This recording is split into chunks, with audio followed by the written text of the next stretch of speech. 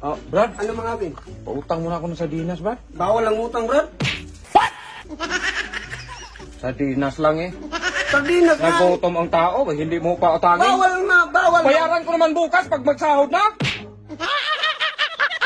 Bawal Para nga naman ngayon. ano? Tuyo lang, be. Bawal nga eh. Bayaran ko man bukas. Malugi tayo niyan pag palaging utang. Paano maglugi-lugi ka bayaran man? Bayaran nga, pero bukas pa man. Ay, ano man gusto mong utang? Bayaran ngayon. Kaya nga sinabing utang eh. Ayun. Ay, Dapat magbayad ngayon. utang nga! Bawal nga Utang lang utang. ang pera ko. Gibahin ko itong tindahan mo ngayon. Bawal nga ang utang. Ano? Hindi mo mag-intindi. Mabawal man ang utang.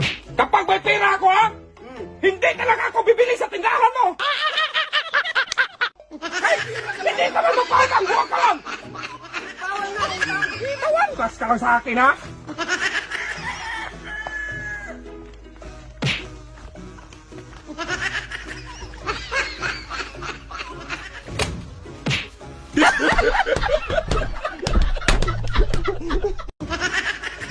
Wow.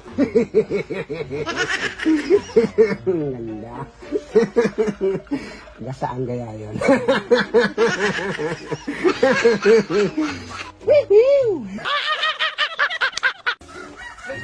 Pwede mo kong samahan sa tindahan ni Burloloy.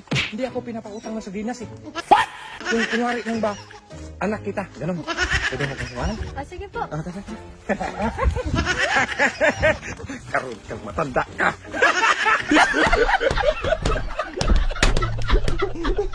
Okay, mag-utang man to. Burloloy! Ayun nga ko. Burloloy, pautang na po si Papa Baymax ng sardinas.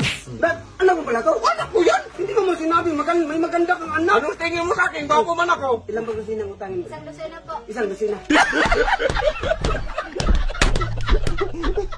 Brad, baka gusto mo humiram ng pira. May 1,000 ako dito. Pira? Oh. Sa akin. Ito nga yung sinasabi. Sardinas. Sardinas. Damihan mo. Damihan? Meron ba tayong convert? Convert? Oo. Oh, sa akin ang convert. Libre lang yan ha. Oh. Pwede makahingi ng number. Ah? Pwede makahingi ng number? Ng anak mo ba? Pwede. 1,000. Ay, 1,000 dyan.